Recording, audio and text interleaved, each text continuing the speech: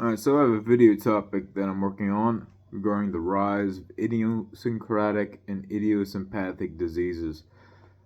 My sister and many of my friends' daughters are having all these idiosyncratic and idiosympathic autoimmune disorders that are hospitalizing them, that are bringing them to the brink of death, some of them dying.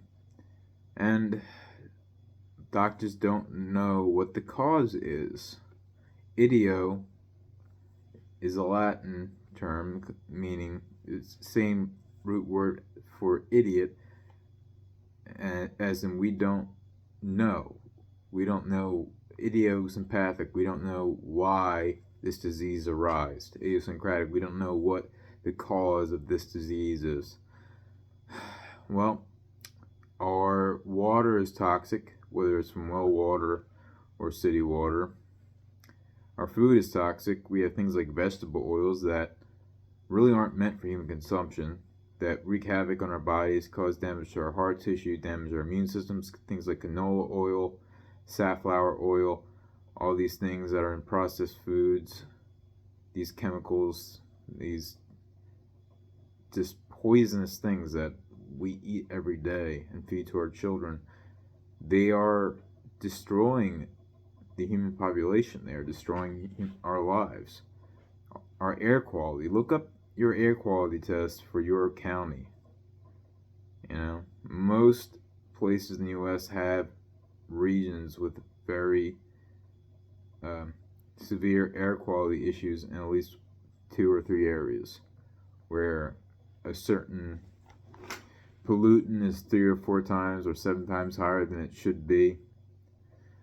And no one is talking about this. It's not in the news because 5 corporations control over 90% of all media in the United States.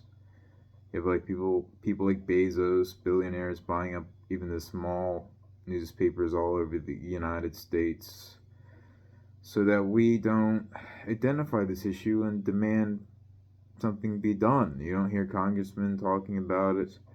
It's all swept under the rug. The pollutants put in the air by companies and by just regular people. I mean, there are trace levels of all sorts of drugs in our drinking water. You can find articles about that because people flush their medications down the toilet, and because of the water cycle, condensation, evaporation, so on and so forth, those pollutants end up in small amounts, but with like 20 or 30 different drugs in the water, extremely small, like per millimole, very small amounts, but still with these cocktails of different poisons all together, like you don't know with a certain individual, like a person can have a nut allergy, and if they even just touch some powder from a peanut, they'll go into anaphylactic shock and die. My sister was going to anaphylactic shock for no reason,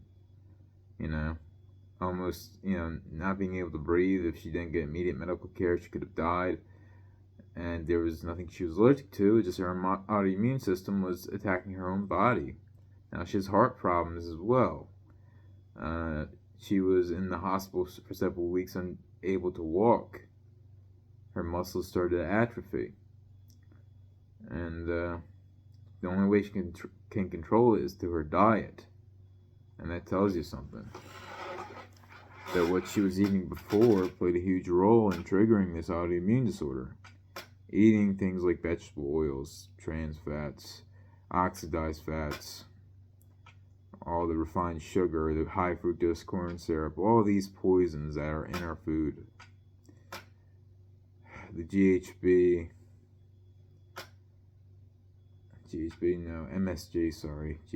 MSG, all this other crap, monosodium glutamate. It's just, we live in a toxic world. The air is toxic, the food's toxic, the water's toxic, everything's toxic. We need water filtration systems for all the water in our homes. We need air filtration systems in our homes. We need to eat real food You know, not anything processed.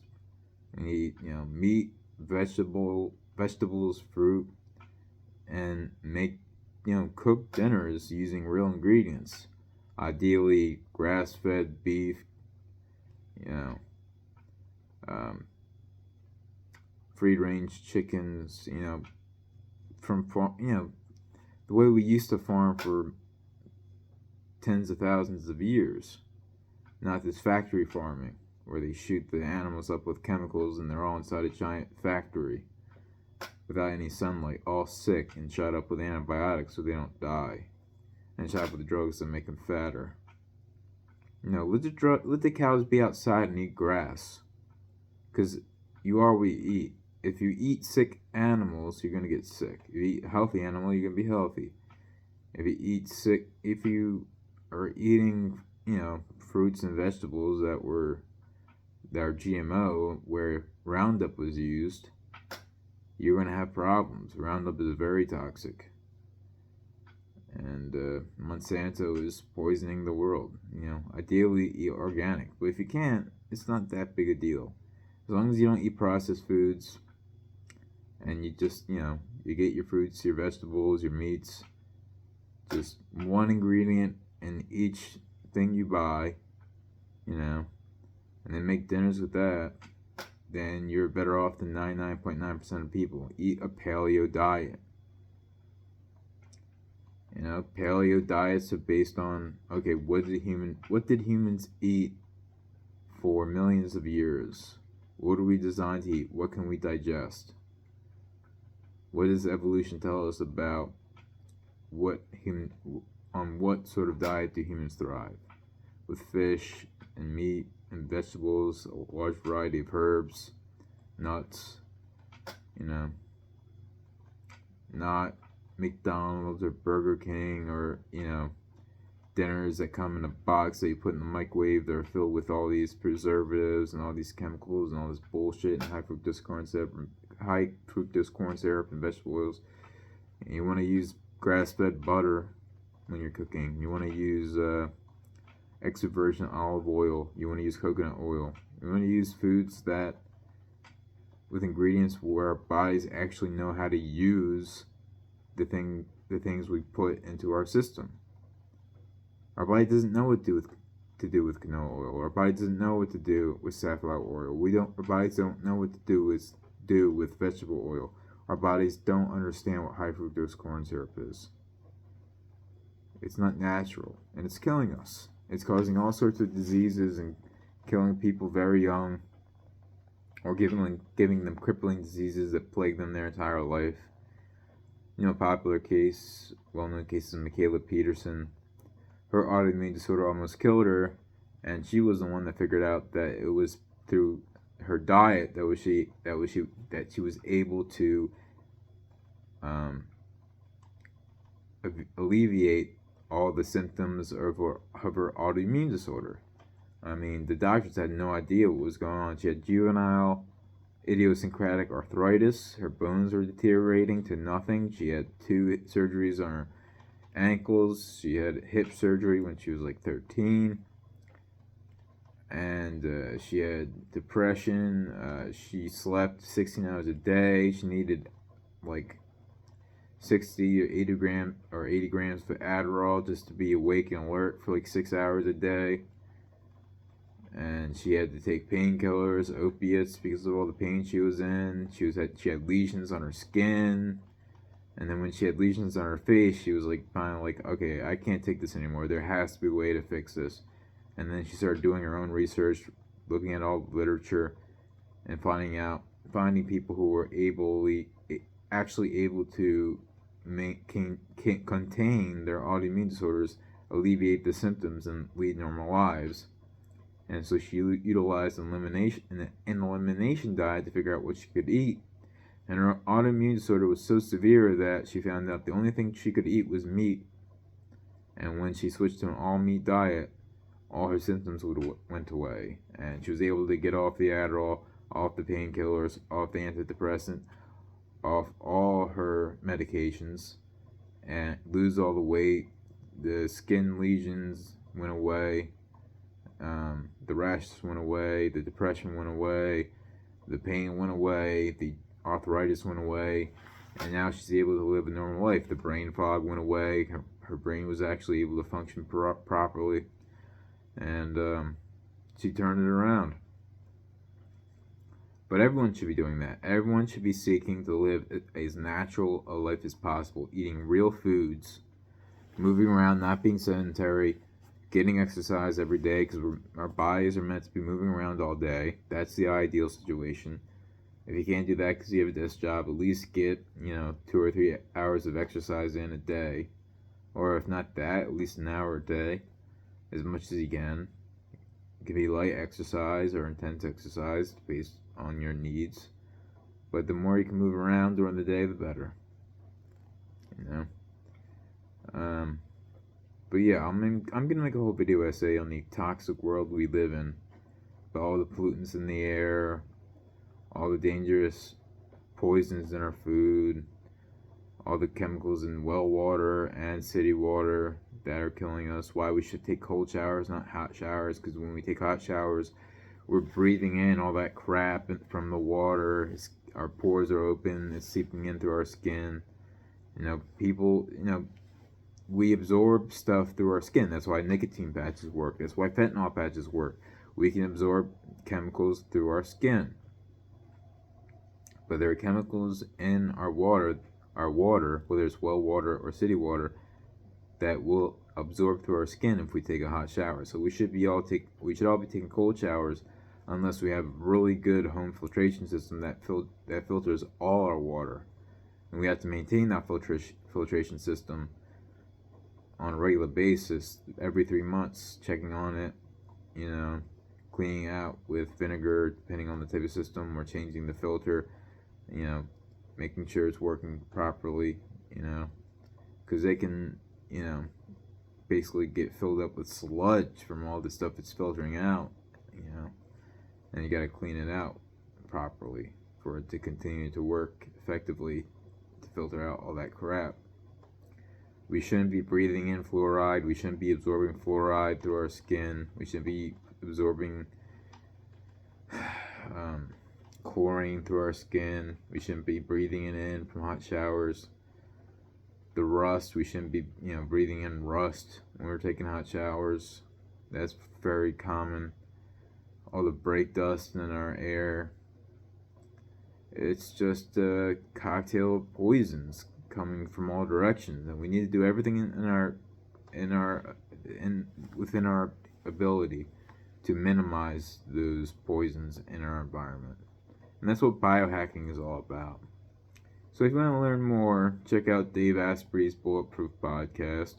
He talks about all these things. He's interviewed over 1,000 experts, has over 1,000 episodes of his Bulletproof Radio podcast. He got very sick at a young age because of toxic mold in his house. About 70% of U.S. households have mold. 25% of U.S. households have toxic mold.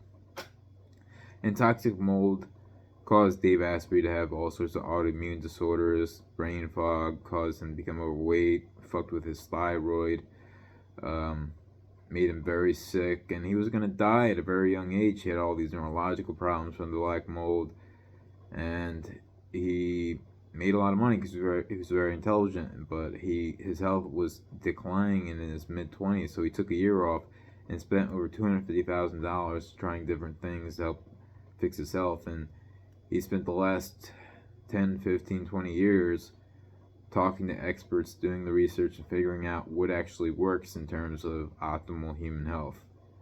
So, I'm a big fan of Dave Asprey, big fan of Benjamin Greenfield. He's another famous biohacker. And there's a lot of good biohackers out there who do the research to figure out how to live a lifestyle where you minimize the poisons, you optimize your physical and mental health, and if you're going to have a child, what the mother and father need to do for their own health to ensure that they have a healthy baby. The Better Baby book by Dave Asprey is all about what you should do before, during, and after pregnancy to ensure you have a healthy child. So, this is information that we should all be studying and learning more about. I have a lot more to learn. I only have a cursory understanding of these issues, but I'm going to do a great deal of research and create a video essay about it after I read, about 1,000 documents, listen to hundreds of lectures on the subject, write a research paper about 50 pages long, and then turn that into a speech, and then turn it into a PowerPoint presentation, and then add visuals and create a sort of mini documentary about the toxic world we live in and what we need to do in order to turn things around in our personal lives, at the local and city level, within our governments, what we need to lobby for in order to change things for the better for future generations, so we can stop having a young generation that is afflicted with all these idiosyncratic and idiosympathic diseases that are destroying their lives, all these cognitive problems that are destroying their brains. So much needs to be done, and we don't have enough leaders out there ringing the bell and saying, wake the fuck up. We are killing ourselves. We are killing our children. This needs to stop. So hopefully I can help light a fire under some people who are far more intelligent and competent than me to get involved and start addressing these issues. I'm going to do my part to the best of my ability. So thank you for listening. Please like, comment, and subscribe if you like this content. And if you want to help me with my research project on this issue, please go ahead and email me or add me on Twitter at Brakeman_radio. Links below in the description for everything I mentioned today. Have a great night. Take care of yourself. God bless.